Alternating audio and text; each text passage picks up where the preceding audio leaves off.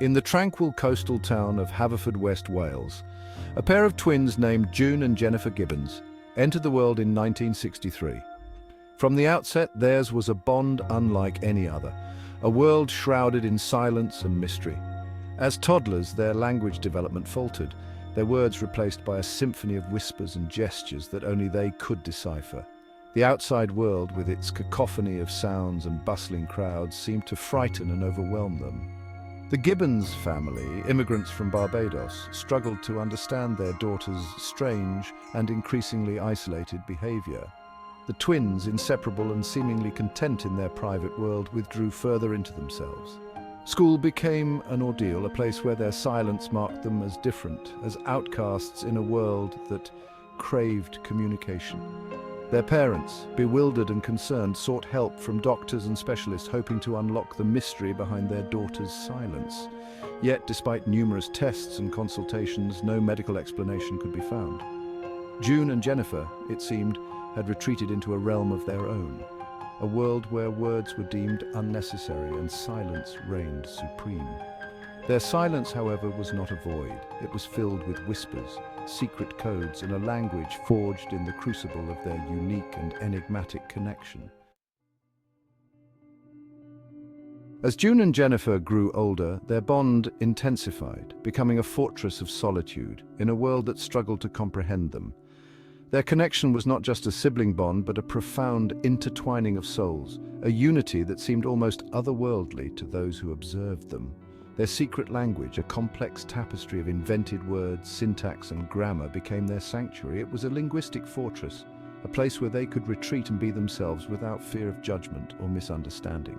This language was not just a means of communication, but a symbol of their unique bond. It was a language born of necessity, a means of communication that transcended the limitations of spoken words. In a world that often felt hostile and unwelcoming, their private language was a lifeline, a way to maintain their connection and navigate the complexities of their shared existence. Experts who studied the twins were baffled by the complexity and fluidity of their private language, a testament to the power of the human mind to create and innovate, even in the face of adversity. Linguists, psychologists, and educators alike were fascinated and perplexed by the twins' ability to construct such an elaborate form of communication. They spoke at a rapid-fire pace, their words tumbling over each other, their eyes locked in a silent conversation that only they could understand. Their communication was not just verbal, but deeply intuitive, a dance of expressions and gestures that conveyed volumes without a single spoken word. It was as if they were two halves of the same whole, their thoughts and feelings intertwined in an intricate dance of shared consciousness. Their movements mirrored each other, their expressions often reflecting the same emotions, as if they were connected by an invisible thread that bound their minds and hearts together. Their bedroom, their sanctuary from the outside world, became their creative laboratory. Here they could explore their imaginations freely, unbound by the constraints of the outside world. It was a space where their creativity could flourish, where they could give life to the stories and characters that filled their minds. They wrote stories, poems and plays, their words spilling onto the pages of countless notebooks, their imaginations running wild in a world of their own creation. Their writing was a reflection of their inner lives, a way to express the thoughts and feelings that they could not share with anyone else. Their writing was dark, fantastical, and often disturbing, reflecting the turmoil and isolation of their inner lives. The themes they explored were complex and often unsettling, a mirror of the struggles they faced in their daily lives. Their creative work was a window into their souls, revealing the depth of their emotions and the intensity of their experiences. It was a glimpse into the minds of two brilliant but troubled souls trapped in a prison of their own making. Their creativity was both a gift and a curse, a way to escape the confines of their reality, but also a reminder of the isolation they felt. Through their writing, they sought to make sense of their world, to find meaning in their experiences, and to connect with each other in the deepest way possible. Adolescence, a time of tumultuous change and social exploration, only served to deepen the twins' isolation.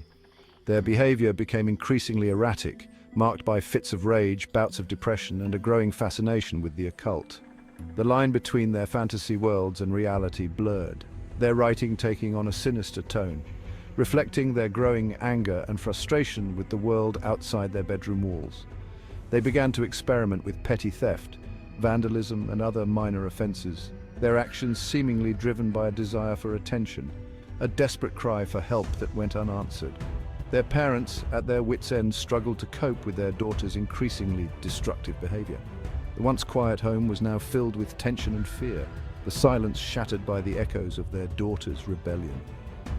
It was during this turbulent period that June and Jennifer discovered the power of fire, a force as destructive and unpredictable as their own emotions. Their fascination with fire soon spiraled out of control, leading to a series of arson attacks that would forever alter the course of their lives. The fires, a manifestation of their inner turmoil, were a cry for help that went tragically unheard.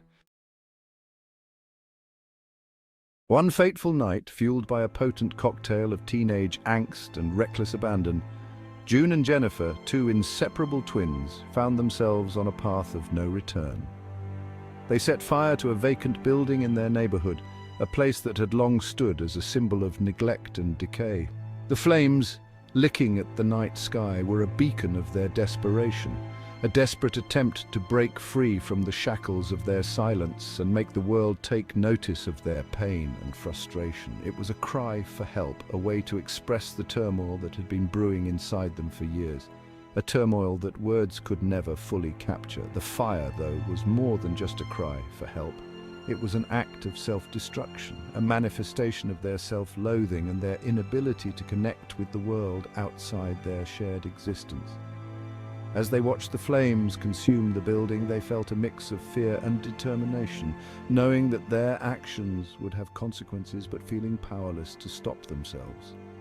Their isolation had reached a breaking point, and this act of arson was their way of lashing out at a world that had never understood them.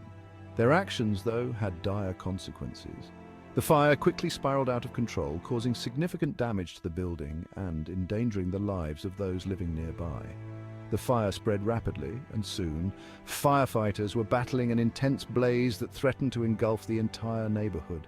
Nearby homes were evacuated, and the community watched in horror as the flames devoured the old building. The police, alerted to the blaze, were swift in their response. They arrived at the scene, their lights flashing, ready to take control of the situation. June and Jennifer, caught red-handed at the scene, were arrested and charged with arson. Their faces, once filled with defiance, now showed the weight of their actions. Mugshots were taken, and their names were added to police reports, forever marking them as arsonists in the eyes of the law. The arrest sent shockwaves through the small community, shattering the illusion of normalcy that had shrouded the Gibbons family for so long. Neighbors whispered among themselves, trying to make sense of the tragedy. The Gibbons family, once seen as just another family in the neighborhood, was now the subject of intense scrutiny and gossip.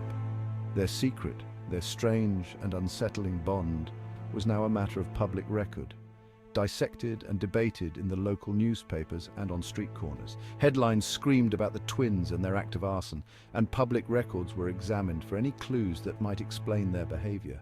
People read the stories with a mix of fascination and horror, discussing the twins' actions over coffee and on street corners.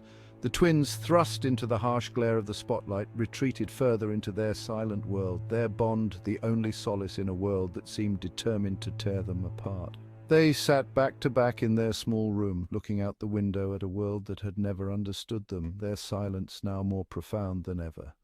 In the end, their bond remained unbroken, a testament to their resilience and their unyielding connection, even in the face of a world that sought to tear them apart. The trial of June and Jennifer Gibbons was a media sensation, a macabre spectacle that captivated the nation. The public was gripped by the bizarre and tragic story of the silent twins, whose lives had been marked by an eerie and unbreakable bond. The twins, their faces etched with a mixture of defiance and fear, sat silently in the dock, their silence speaking volumes about their inability to comprehend or navigate the complexities of the legal system. Their silence was not just a refusal to speak, but a profound manifestation of their inner turmoil and disconnection from the world around them. Their lawyers, arguing that the girls were unfit to stand trial, painted a picture of two deeply disturbed individuals, their actions driven by mental illness rather than criminal intent. The defense highlighted their troubled upbringing, their isolation, and the psychological issues that had plagued them since childhood. The judge, swayed by the testimony of psychiatrists and the overwhelming evidence of the twins' troubled history, made the controversial decision to commit June and Jennifer to Broadmoor Hospital, a high-security psychiatric facility notorious for housing some of Britain's most dangerous criminals. This decision was met with mixed reactions, with some viewing it as a necessary measure for their safety and others seeing it as a harsh and unjust punishment. For the twins, Broadmoor was a living nightmare, a cold and sterile environment that amplified their sense of isolation and despair.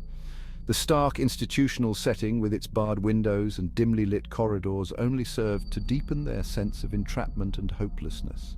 The other patients, hardened criminals with their own tales of violence and madness, terrified the twins. The constant presence of these menacing figures added to their anxiety and fear, making their stay at Broadmoor even more unbearable. The staff, though well-intentioned, struggled to penetrate the wall of silence that June and Jennifer had erected around themselves. Despite their best efforts, the twins remained unresponsive, their silence a barrier that no amount of therapy or medication could break through. Their days were spent in a monotonous routine of therapy sessions, medication and enforced separation, a punishment designed to break their bond and force them to engage with the outside world. The separation was intended to help them develop individual identities and learn to communicate with others, but it had the opposite effect. The separation, however, proved to be more damaging than therapeutic, pushing the twins further into their shared world of silence and delusion.